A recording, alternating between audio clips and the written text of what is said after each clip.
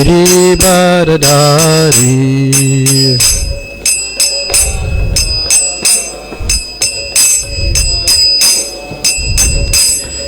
Yashodanandana Bhaja Janaranjana.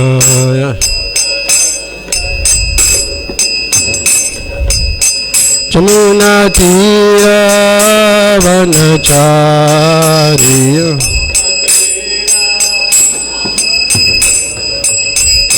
Jaya Radha Madhava Kunja Bihari.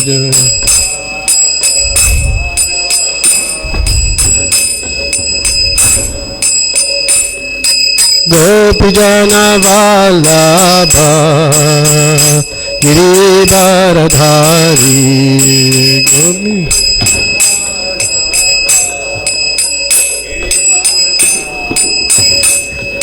Yashodanandana Bhaja Janaranjana.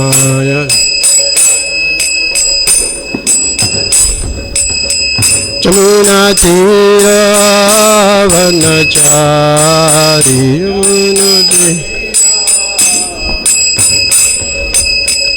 Jaya Radha Madhava Kunja Bihari.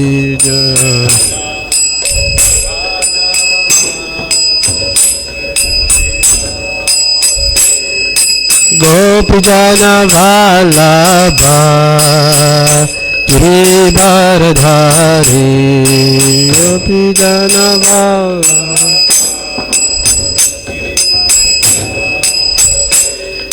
Yashodanandana Bhaja Janaranjana.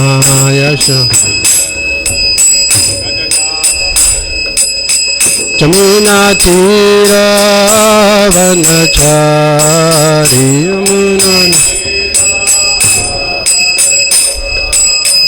Yamuna Tira Vanachari.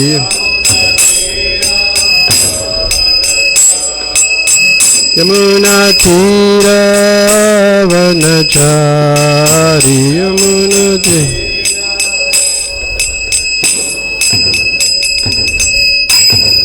John Vishnupad Paramahamsa Pravijayacharya, Astoru Shishimata's Divine Grace, A.C. Bhaktivedanta Swami Prabhupada ki. John Vishnupad Paramahamsa Pravijayacharya, Astoru Shishimata's Divine Grace, Bhakti Siddhanta Saraswati Goswami Maharaj Prabhupada ki. Anantikoti Vaishnavan ki. Naam Acharya Salidas Thakur ki. Prem se kaho Sri Krishna Chaitanya Prabhu Nityananda Shri Advaita Gadadhara Sivasadi Gaur Bhaktivinoda ki. Sri Radha Krishna Gopagopinath Nath Shyam Kund Radhakund Giri Govardhan ki. Vrindavan Navadip Dham ki. Ganga Mai Jamuna Mai ki. Bhakti Devi Tulasi Devi ki. Samavaita Bhakta Vrinda ki. Nitai Gaur Premanande. All glories to the Sammal devotees. All glories to the Sammal devotees. All glories to the Sammal devotees. All glories to Shri Guru and Shri Gauranga. All glories to Srila Prabhupada. Srila Prabhupada ki jai. Om Namo Bhagavate Vasudevaya.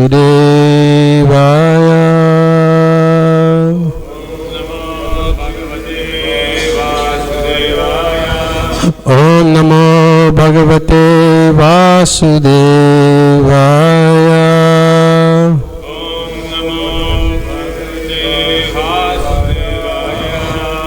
Om Namo Bhagavate Vasudevaya.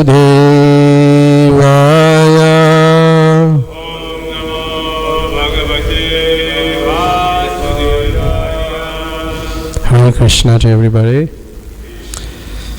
So thank you very much for coming to discuss a little bit on Srila Prabhupada, the founder of the Hare Krishna movement, or ISKCON. We're reading from the Transcendental Diary, chapter 19, this on the January 18th, 1976. This is in Mayapur, India. So I'll paraphrase a lot because there's like 16, 17 pages to go through. And we'll try to go through the whole thing. So Srila Prabhupada, he was a very conscious person and very Krishna conscious person, and was very conscious of his surroundings and how things went along in his movement. So he went on a tour to the buildings on the property. So he started inspecting the grounds and many other things. The fruit trees, he said fruit trees should be planted high on the banks, and he was given different instructions to the devotees. So while he was walking, Prabhupada was discussing, he'd also discussed accommodation, because for devotees who were visiting for the festival. So Jayapataka Maharaj, he suggested that like temporary grass cottages be built on the open land. But Srila Prabhupada immediately objected, because he found that you could do some permanent structure and it could be done before the festival. The festival was actually 6 weeks away, but Jayapataka Maharaj expressed some doubts as to how it be completed. But in India, they can put things overnight also. They can get like few hundred men and they can just do it. Like when we were revamping, we had to take over our Govinda's restaurant in Vrindavan, because it was given to some outsiders to run. So they took the manager one day to just after the close-up, they took him somewhere before that, and then next morning when he came, he saw a new restaurant. He was out. So he expressed some doubts, but it could be done. Then Bhavananda Prabhu was also a sannyasi at that time. He raised the question of money as usual, and Prabhupada said that won't be a problem because he will still provide. But Jayapataka Maharaj was still apprehensive. There's a shortage of bricks. So, but Prabhupada said, you should still do it. The work should begin immediately. He'll provide the money, those doubts, and the devotees will be accommodated properly. It's something that they really think about. It's like, even if you read the Chaitanya Charitamrita, you'd see, the devotees make so many nice arrangements to accommodate Lord Chaitanya, and the converse is also true. Lord Chaitanya would like nice arrangements also. So Prabhupada, he was walking around, and then he came to a dispensary. They had a dispensary that would give some and then Prabhupada gave some herbal formulas for minor ailments. And he suggested that devotees keep a stock of general medicine to cure common complaints without the need for a doctor. Because you can't take every cough to a doctor, may not be good. Yeah. Then there was at least 5 or 6 rooms that were allocated for weaving. Now this is interesting, and they weave cloth. So Prabhupada, he commented. He said some envious persons might criticize, this temple, and they are weaving, they are not worshipping. And the others may accuse of being religionist parasites, meaning that we're living off other people's money. So, criticism is always there. We'll talk about it later. But Prabhupada was practical. He was applying the Bhagavad Gita, where you have to do your work, and you have to offer everything to Krishna. Because they were preparing the cloth not for business, but to serve Krishna. So that was okay.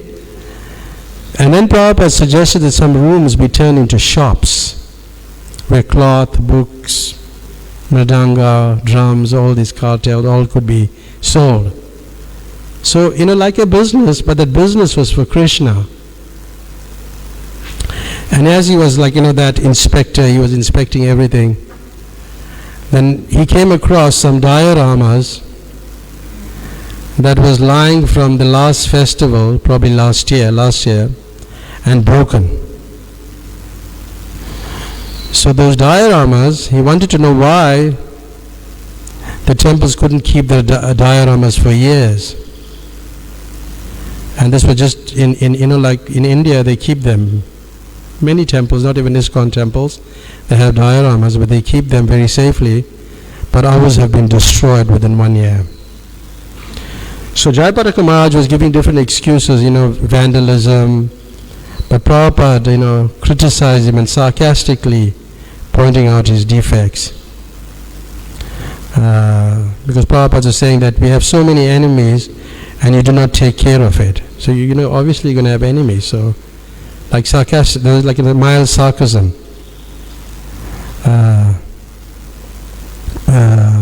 And he called his disciple the most foolish person in the whole world. And fool is actually a good thing. If you consider yourself a fool, it's good. Like Sanatana Goswami, also considered himself a fool. In the presence of the spiritual master, one must not show his erudite scholarship and learning. Must not do that, because I've seen devotees fall down. Sometimes the spiritual master may not remember the verse, not that he don't know, but he may not remember it. But you try to complete it, or you try to show your scholarship. That's not the way a devotee is meant to be. So we should not correct the spiritual master. Then Prabhupada visited a prasadam hall where there was a regular food program where prasadam was served to thousands of local people. And Prabhupada was obviously impressed, and he was pleased with prasadam distribution. It is quite an important program for us to distribute prasadam. Even a little prasadam given to people have so much effect. But Prabhupada didn't want the local people to take the prasadam home because they will mix it with fish and then it will all be spoiled. But Srila Prabhupada nevertheless was very happy that prasadam was going out. I heard from Moksha Lakshmi, was a devotee from London, very advanced devotee of Prabhupada, very lovely devotee.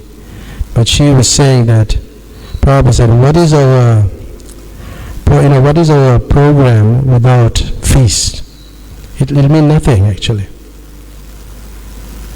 So we have to have some prasadam. So anyway, then Prabhupada,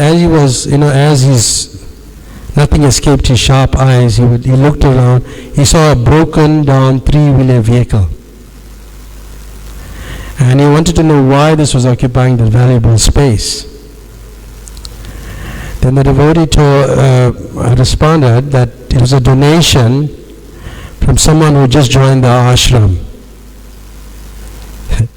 It was a broken down vehicle, and then Prabhupada, he quoted a Bengali saying, a blind cow given in charity to a Brahmin. What value is going to be like?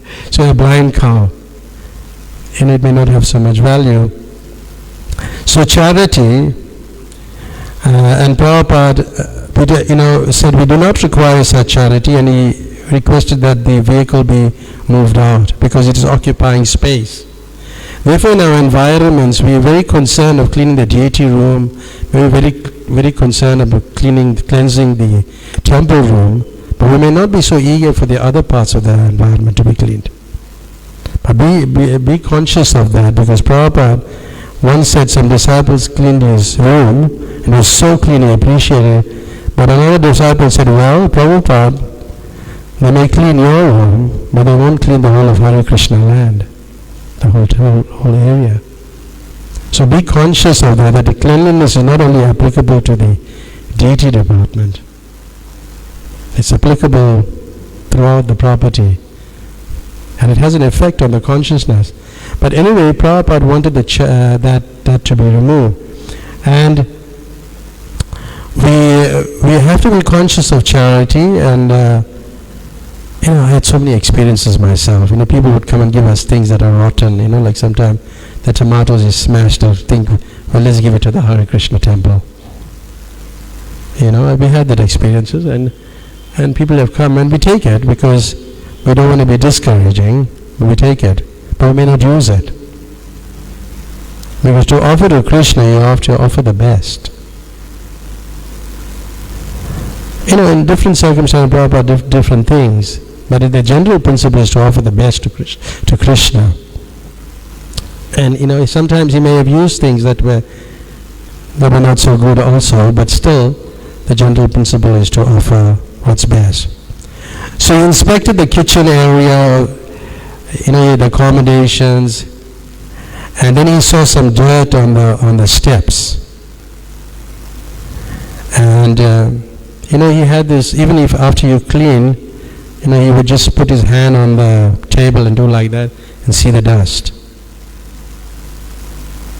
So you have to clean. And then he said he was not pleased to see the dirt on the step. He said they looked as if they had been not cleaned for 300 years. That's how, yeah. And he demanded to know why.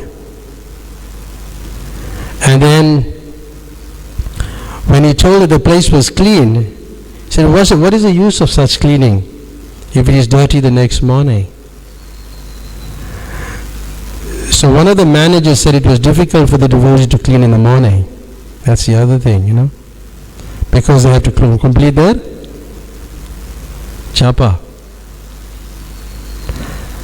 But his response was, the cleaning must be first. Because I was wondering, like why would he say that? And the japa another time. So, if you cleanse the temple, you'll be also cleansing your heart. So when you're chanting, it becomes more, the holy name becomes more clearer. You can hear it better because your heart is being cleansed. Those obstacles are being removed. Even when you start cleaning, because I don't know if you haven't served Giriraj Swami, like Nikunja may know better. When it comes to cleaning, you have to be super clean. It's like when I'm cleaning, I clean 3-4 times the same spot. 3-4 times. Keep cleansing it. But still he will put his hand to find some fault. So Prabhupada said, you should do the cleaning first. But this is interesting what he says, and this is applicable to us. He says that unless they are prepared to work, no one should be allowed to join us. If they're not prepared to work, then they just shouldn't join us. And then he quotes the first line from the Guru Vastikam. Sivigrahaja Nananachanana Singaratan Mandira Marjanado. Cleansing the temple. This is not an ordinary hotel, a free hotel. And that we have to be conscious of. Because if they cannot take care of the temple, what's his response? They must go away. That's his response. Simply eating, sleeping, that's all not working. See that they do not make it a free hotel for eating and sleeping. Don't allow this. It should be clean. So we have to be conscious, and that's brought about later also. We may treat this temple as a hotel. And Prabhupada writes that in the 5th canto of the Srimad Bhagavatam. I happened to be in Johannesburg. I had to stay in a hotel because I was meant to stay in a temple, but anyway, there's some complications, but I stayed in a hotel. And then I was reading the Bhagavatam for the second time. I was reading from one side. I came to the 5th canto, and And I noted this, and I'm reading it in a hotel, and I'm just thinking, wow, what a place I'm reading. And also,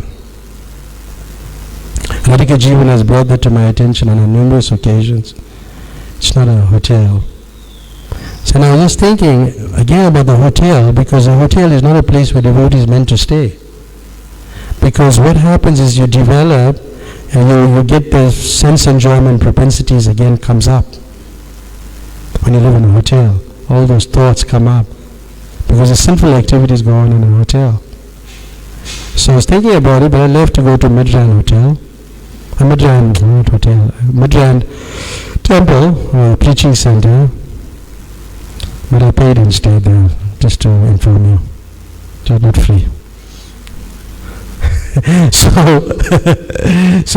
So he wanted everything to be very clean. Should be clean, washed, mopped. They must give up japa, first of all, clean. This nonsense should not be allowed. Ask them, stop japping. First of all, clean, then make japa. Even in the Indian villages, when you go around India, if you travel India into the villages, you see early in the morning the ladies got the broom and she's cleaning outside. Yeah. So he says under the plea of japa, they're simply dozing off. And he specifically said we should not give shelter to such people. Because in the name of japa, they take advantage of free boarding and lodging.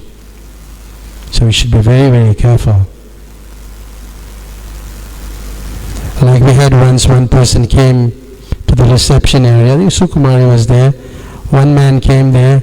He said he wanted to study Srila Prabhupada's books. He's from Ireland. I told him, no, we got books in the library. We'll leave you near the library. It was late in the night.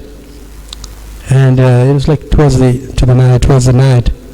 So the devotee Raghunath took him and left him near reservoirs. He had some relatives, and the library where he put some books. So we just don't accommodate people, just for the sake of making numbers or like that. But we have a genuine interest in Krishna consciousness. It reminds me of in Bombay temple there was for Indian people to get up in the morning and attend Mangala Arati, like nothing for them. It's like a normal thing. It's just normal. And once there was a whole lot of ladies staying at the temple with white saris. And Giriraj Maharaj was the president there, so he accommodated them. He was thinking, well, these people are very spiritual. And then Prabhupada noticed that. And Prabhupada said, what is this? He asked him. He said, well, they're serious, they're coming for Mangala Arati. Prabhupada told him, this movement is for serious people, not for these people. It's for really serious people. So we have to be careful, who we invite and who stays in a temple. Just like if somebody, we just bring them and put them at brahmacharis from the outside, may not be good, because they will come with so many baggages and affect the devotees. Therefore, we should not encourage them staying in our rooms. Even if they feel friends, they should stay separately. Okay? It's very important. Yeah. So his inspection, as Harisuri Prabhu reports, was very penetrating. And then, he noticed, he saw some devotees were growing sugarcane and they were making gruel from it. So he was very happy and he was encouraging them. So on his return, he greeted the deities, accepted Guru Puja, and then circumambulated Radha Madhava and returned to his room. So then, he takes his massage. Around 9:30 a.m. At that point he was taking a massage because he wanted to get the rays of the sun his body. What do you call it? Vitamin D or something? What vitamin is that? Some vitamin D, yeah, vitamin D. But when the massage was over, Prabhupada just sat like, erect, his eyes closed, like that upright position for about 45 minutes. Eyes closed. And Sisi Raghunath ki.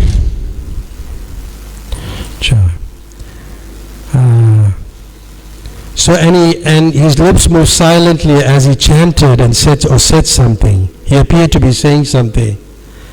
But Harisuri Prabhu reports that he was completely absorbed. So he was wondering, whether he was in Goloka, Vrindavan, or where he is. He was so absorbed,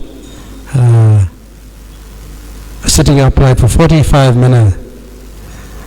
And, as Mayapur is not the material world, it's the spiritual world, we can well imagine, the thoughts that he was immersed in. So then, a letter came from Sweden from a devotee, a Hungarian devotee, who escaped from Hungary several years ago, and he was in Sweden as an illegal immigrant. But then, Krishna consciousness was, got into Sweden, so he wanted to go back, to Hungary. He wanted to go back and encourage people to take to Krishna consciousness.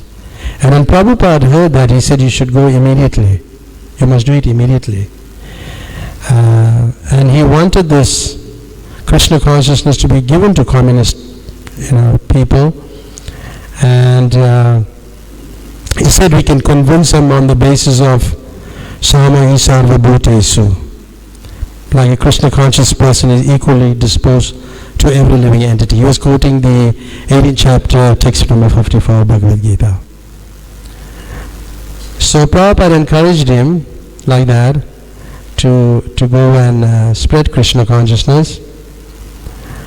Then, I'll just skip a little because of time. So there was a senior devotee and Harisuri Prabhu was sitting at Prabhupada's room and they were conversing, and it was like from a distance you could hear like a loud trumpeting of the conch shell.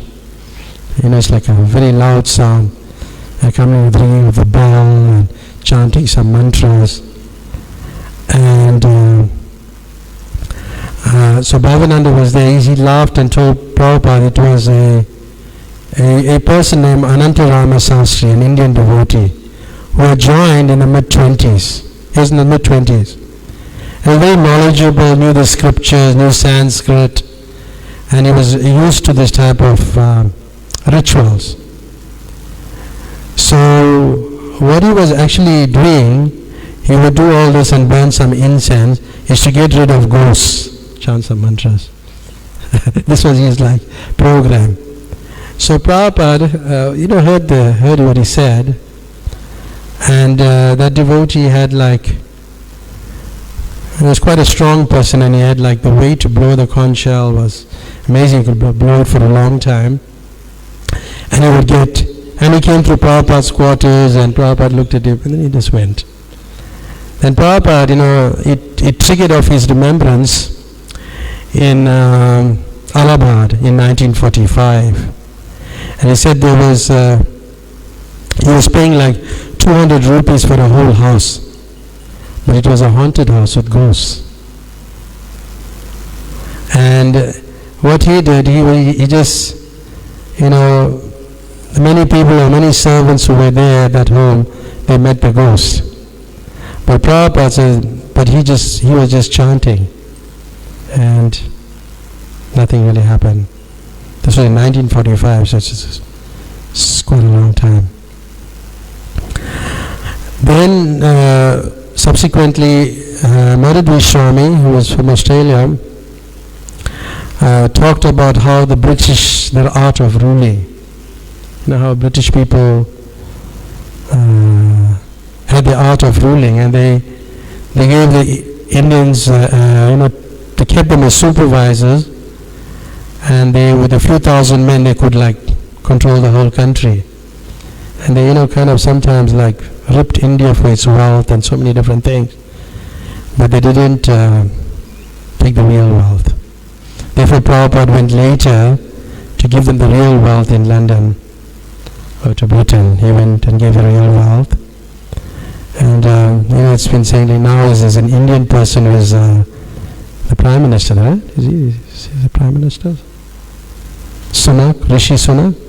He came to Vrindavan. Rishi Sunak, yeah.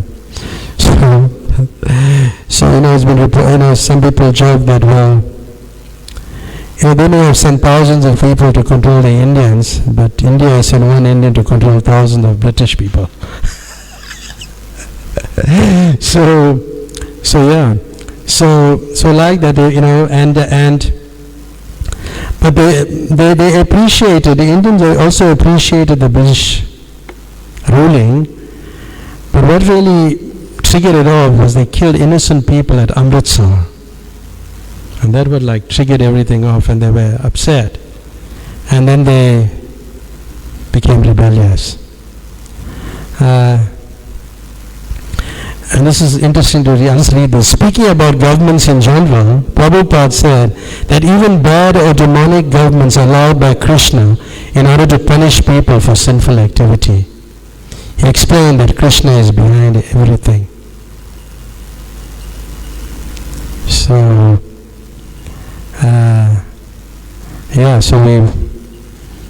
that's true. So then the discussion, generally when devotees were Prabhupada, senior devotees, they would bring up managerial questions. And he was talking about a person in Fiji, and this is interesting, who was instrumental in establishing ISKCON there. He was chanting the Maha Mantra, following the regulative principle, and he was channeling all his money from the supermarket and the shop into the building of the Krishna temple. But meanwhile, he was selling meat and liquor in the stores. So, the obvious thing, how could you do that? How could you do that? And Madhuri Swami was uncertain whether to tell him to stop or continue. But then, Srila Prabhupada said that he should be allowed to continue and not forced to give up. So different times they did different things. Sometimes they may criticize people for doing these things. But just be conscious, on the circumstances, they may be doing it also. But later he left. But the thing is, initially he just allowed it. But Bhaktisiddhanta Saraswati Thakur in his time, he was very strict about these things. Although he allowed, meat to be served to the British people, but still he was like strict on the donations, how they came. Like if money came from like meat, like butcher shops and liquor stores, then he would not use it for the deity. He would not. He would use it for some legal affairs or legalities or legal work, but not for the deity. So he in some cases, he even returned the donation. He asked his disciple to return the donations. If they secured it in a very, not a very Krishna conscious way. Like example, you say you're collecting for food for life, but you're giving it for book distribution. That may not be good.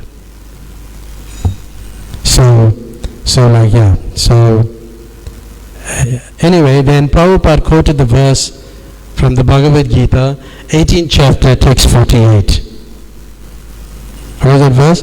Every endeavor is covered by some fall, just as fire is covered by smoke. Therefore, one should not give up the work which is born of his nature, O son of Kunti, even if such work is full of fault. So, Prabhupada, anyway, expressed confidence that if he is chanting Hare Krishna, things will soon be properly adjusted. Like I was giving a talk at the Mumbai temple, and one person was a lawyer, and it was quite technical what I was speaking, but somehow he gripped it. And he came and he sat and he was asking some questions, and he said he'd like to surrender to the thing. So before I could leave, he made an appointment and he came and saw me. So he asked me, we are involved in some illegal, my parents are involved in some business or liquor and meat eating. Well, in the sense that somebody else is renting the property. So I told him, I opened this verse, 1848, and gave it to him. So he read the whole thing. This is amazing how Krishna caters for everybody, to be purified in the process. And he bought his beads and surrendered to the process and left. Because sometimes we have to make some adjustments to bring people closer. But those adjustments must be well calculated, So then we're moving on to, is there any question with what I spoke on so far? Anyone want to raise anything?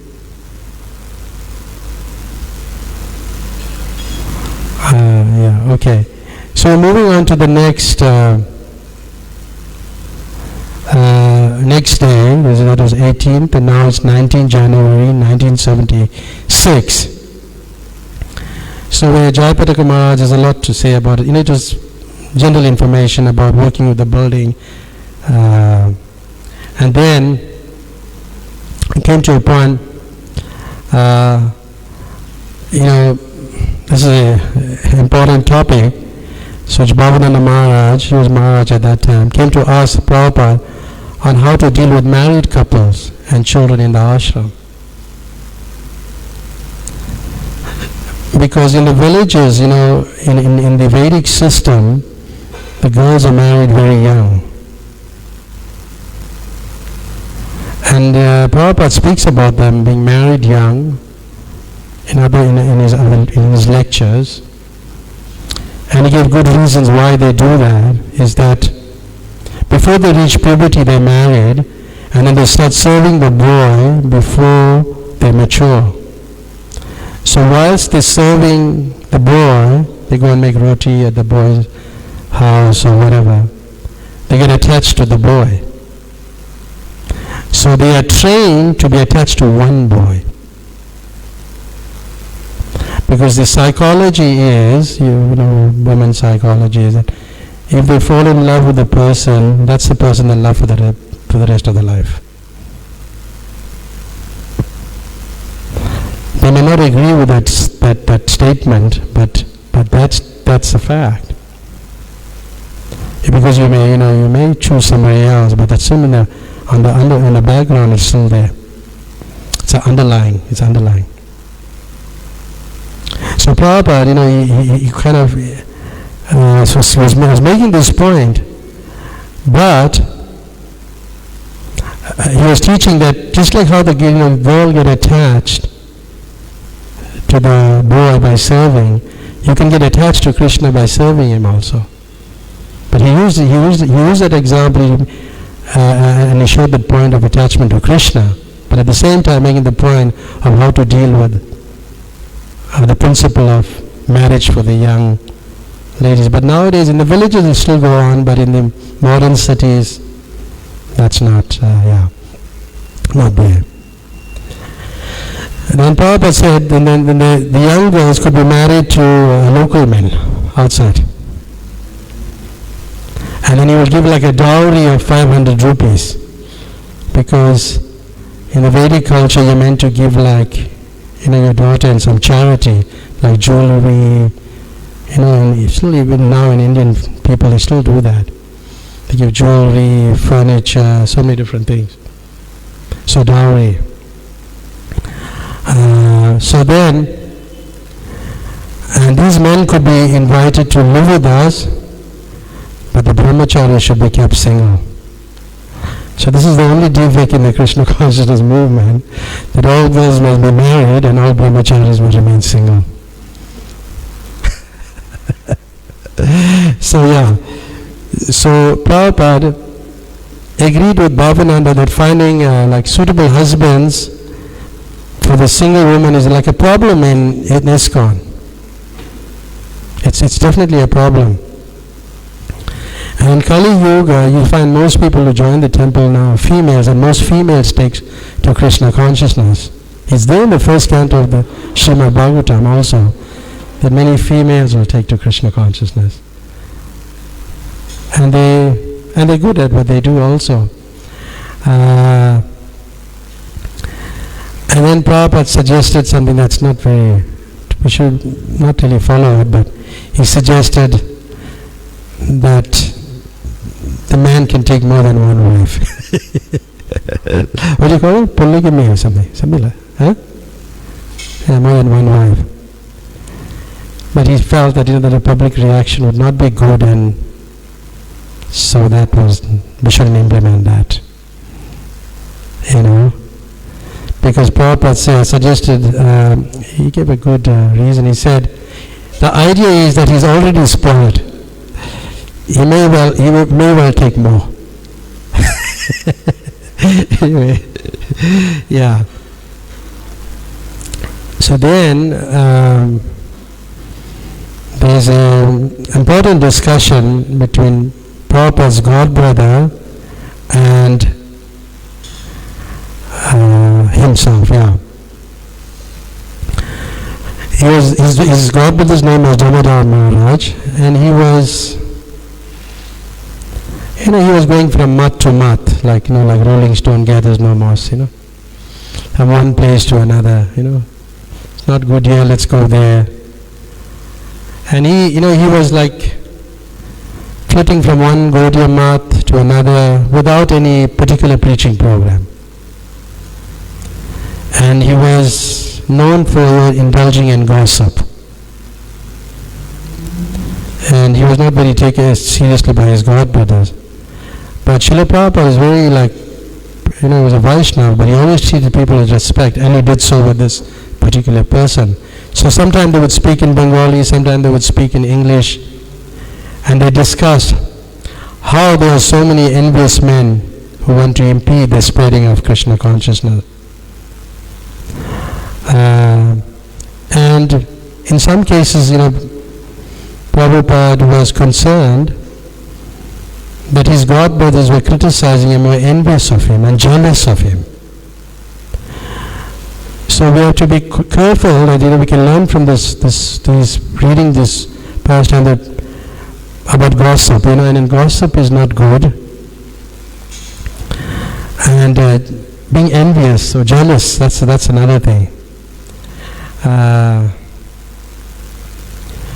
The way Prabhupada commented that when they were building the Sri Mayapur Chandrodaya Mandir, many of his own, God family were kind of creating obstacles.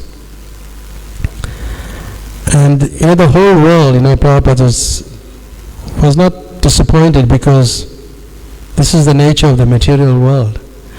Like sometimes, I find devotees, fighting on being on a bodily concept of life, and they fight on, for the different races and things like that. But let me tell you, that's always going to be there. Because it's a material world. It's the way it is. If you take that out, where are you in the spiritual world? And that's only in the Hare Krishna movement. If we follow strictly the principles and follow Srila Prabhupada. So this kind of, jealousy, envy will go on. But as Prabhupada said, we should learn to tolerate. And the discussion, it's a long discussion. We don't have much time. Then Srila Prabhupada was humble and frank. He said, whether they realize it or not, does not matter. Whatever my mission is, I will continue. I'm not going to wait for the realization. I shall continue service to my Gurudev. So he was focused on the mission. He was not focused on what's because you have to learn to tolerate. And sometimes it's not easy to tolerate, but the more deeper we dive into Krishna consciousness, then you become tolerant. Because tolerance, what's the third verse in Ishashastikam? Yeah, to become humble. That's on the level of nishtha, that's on the level of steadiness. You have to come to that level. To tolerate. And therefore you'll find people are, you can't tolerate people, and what can you do? So anyway, but Prabhupada was saying that we should tolerate, and he was not concerned what they thought of his, preaching efforts, but he just did what? He was just serving his spiritual master. It's written in the Chaitanya Charitamrita, which Harisuri Prabhu quotes. Prabhupada said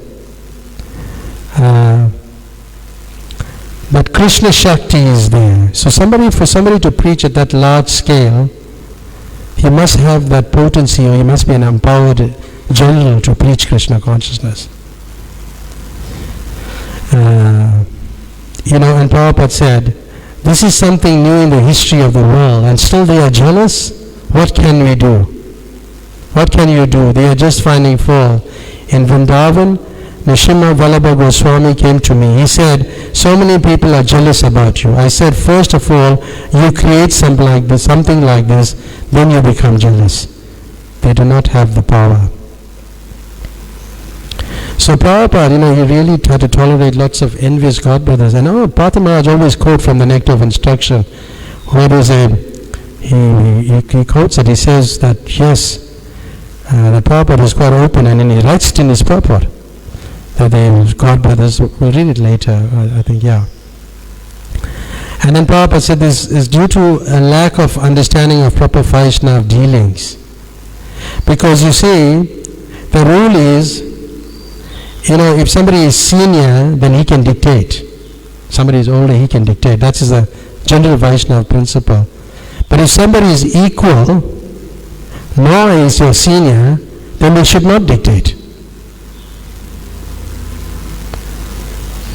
So who is superior and who is equal? Because somebody is your equal, you become friendly with him. So Prabhupada is pointing out this Vaishnava etiquette. And they are neither equal nor higher, nor they can dictate. That is a mistake. So that's also important. Like we have a structure in ISKCON. We have the temple president, GBC temple president, heads of departments, or like that. So we have to follow that structure. Yeah. Because otherwise you become higher than them, and then you can dictate. Do something, and then you can dictate. Anyway, there's more to it, but we just have a few minutes left. So Prabhupada was subjected to so much of, in one sense, like trauma, jealousy. But still he continued the movement. This is the one. I'll read from the Nectar of Instruction. We experience such difficulty in propagating this Krishna consciousness all over the world. Unfortunately, we are surrounded by neophyte godbrothers who do not appreciate the extraordinary activity of spreading Krishna consciousness all over the world. They simply try to bring us to their platform, and they try to criticize us in every respect. We very much regret their naive activities and poor fund of knowledge. An empowered person who is actually engaged in the confidential service of the Lord should not be treated as an ordinary human being. For it is stated that unless one is empowered by Krishna, one cannot spread the Krishna consciousness movement all over the world. So Prabhupada writes in the Nectar of Instruction. Even in the Chaitanya Charitamrita, he writes about in the Advaita Acharyas, there was a discussion about Advaita Acharya in the Adilila, and he writes a whole purport about his godbrothers. How they formed two, they disagree because Bhaktisiddhanta Saraswati Thakur wanted a GBC formed, and one wanted to be the Acharya, and they didn't want to follow. So everything got spoiled. And Prabhupada, he's very directly pointing out their shortfalls and in his purport to the Chaitanya Charitamrita. But then you may say, well, but Prabhupada is criticizing, isn't it? But if you feel that Prabhupada is criticizing people, then that will constitute an offense to Prabhupada. Because he's allowed to, because in his position, to criticize. And if you regard that as a criticism, then that constitutes an offense. So then, he says these factions, it's there in the, I'm just figure out, it's in the Adi Leela. Yeah. The 12th chapter, text 8. And he spoke about it very, very openly. They missed the point.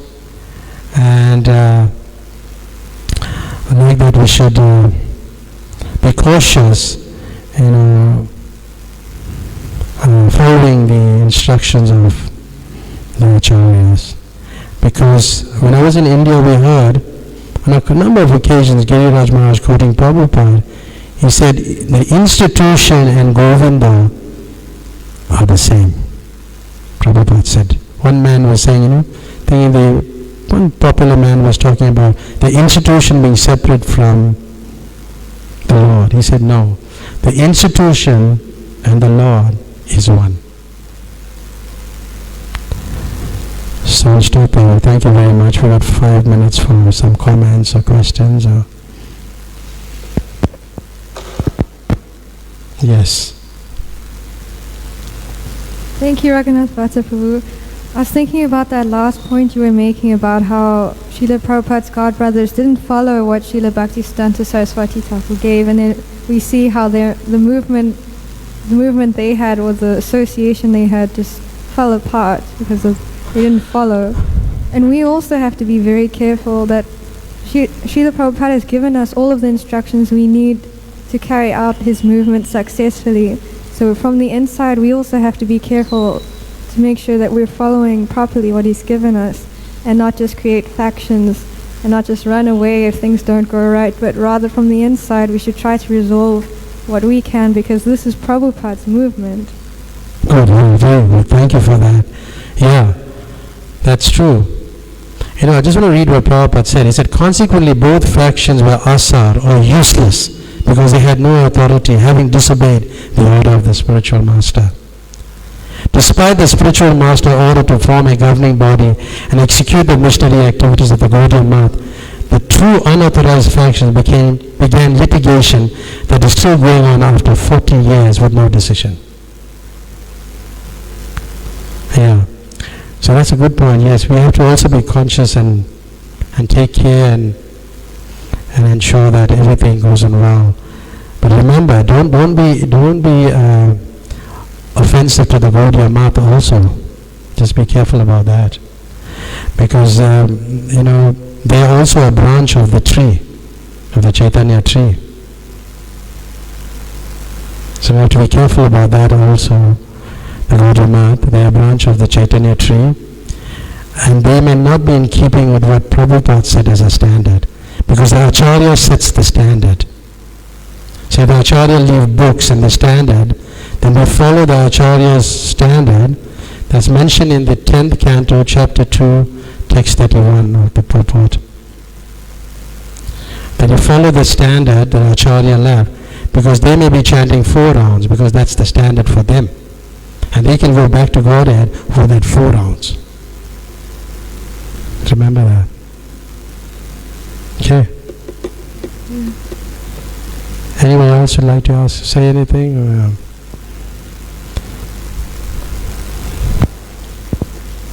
okay, do you want to say anything? So thank you very much. Srila Prabhupada ki. Hare Krishna.